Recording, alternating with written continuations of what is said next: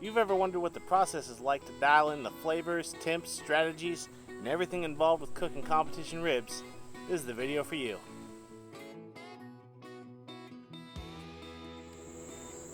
Hey guys, this is Steve over at Cookout Coach, and today I've got some exciting news.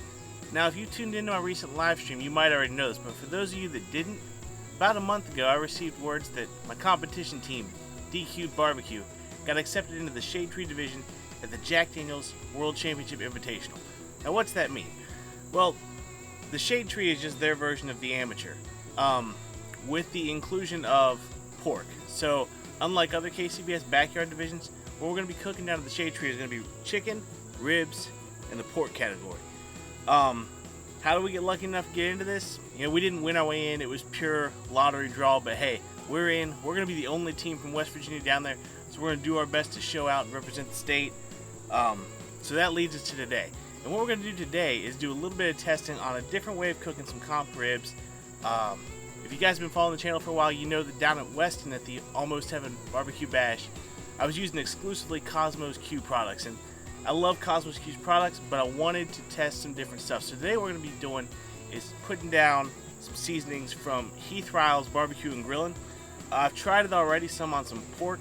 It came out real good, so if you haven't seen Heath seasoning, go check those out. But yeah, I've got 2 slabs of Primo Cheshire Pork St. Louis cut ribs. Let's go ahead and get some seasoning laid down on them. So to start off with these ribs, we're going to do something a little different today, and I'm going to brine them. And now, I've never done this on comp ribs. I've never done this really on any ribs, so I'm not sure what's going to happen. But what I'm hoping is going to happen, we're going to seep some moisture into those ribs, keep them a little more moist. I didn't want to inject them because I know that if you inject ribs too much, you can blow them straight off the bone. So we're trying to avoid that. Now what we're going to brine these in is we just used Cosmos Q's pork soak. Now I've used this before on a recent porchetta I made. It came out great, so we just stuck with it. So most of you know I usually use a mustard binder on my ribs, but since we brine these, they've still got some of that brine moisture on it. Not really going to need that as a binder to help, so we're just going to go ahead. We're going to start on the back side.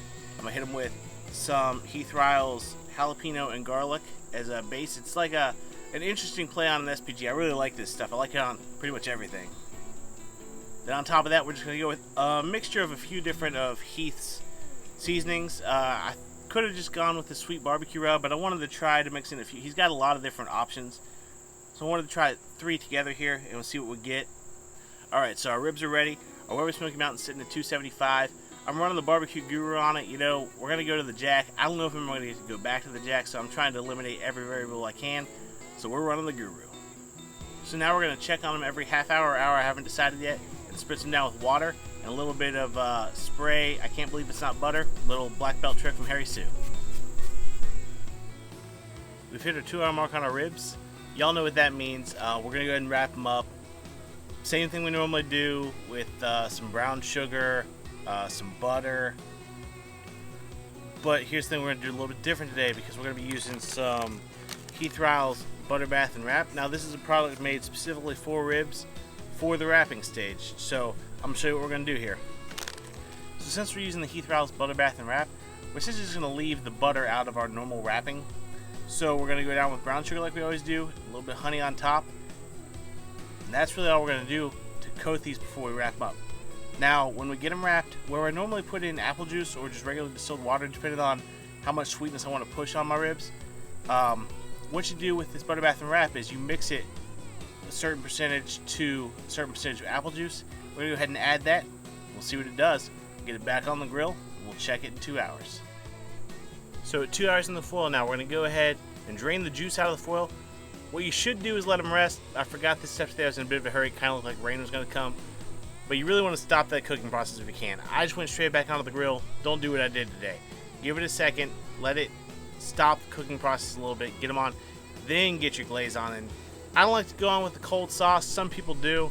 But I go on. And I usually only let it set for maybe 5 minutes. 10 at the max.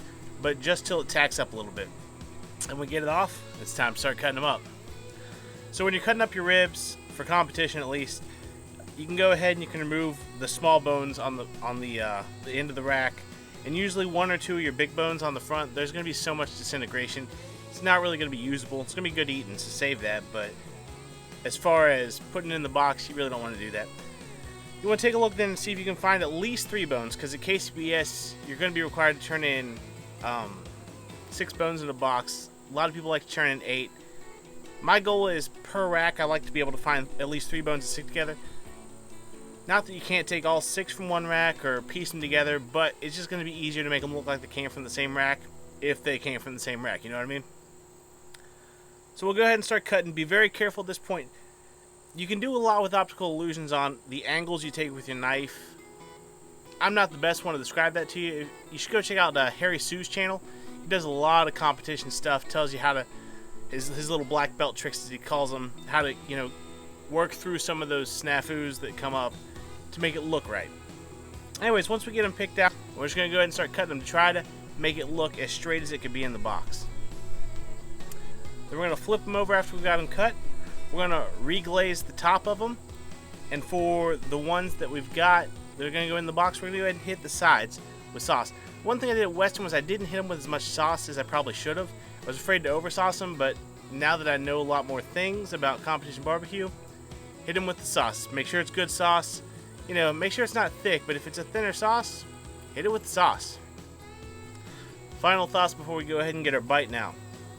I was trying out these Cheshire pork ribs. These ribs were marbled, better than most ribs I've ever had in my life. I've tried some of their pork butt previously. It came out amazing too. But the one thing about these hogs is they don't seem to be quite as big as the commodity pork. That's fine.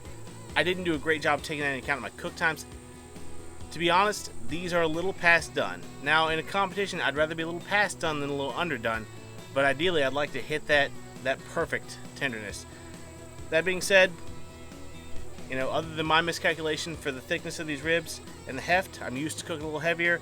I should have adjusted maybe 15 minutes back. I'm still excited to try these, so let's go ahead and get one and give it a shot. Here we go.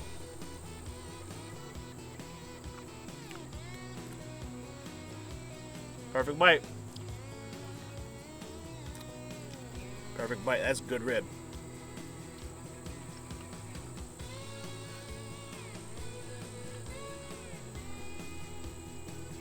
You know, competition doneness is so hard. When I was cutting these, I thought they were a little too done, but to be honest with you, I don't know that they are. I mean, now that I've taken a bite off this rib, you know, I can pull the meat right off. But that first bite did what it was supposed to, so I don't know. I've still got about a month till the jack. We'll keep playing, we'll keep putting out the videos. I'm gonna wipe stuff off my face. Until next time, y'all take it easy.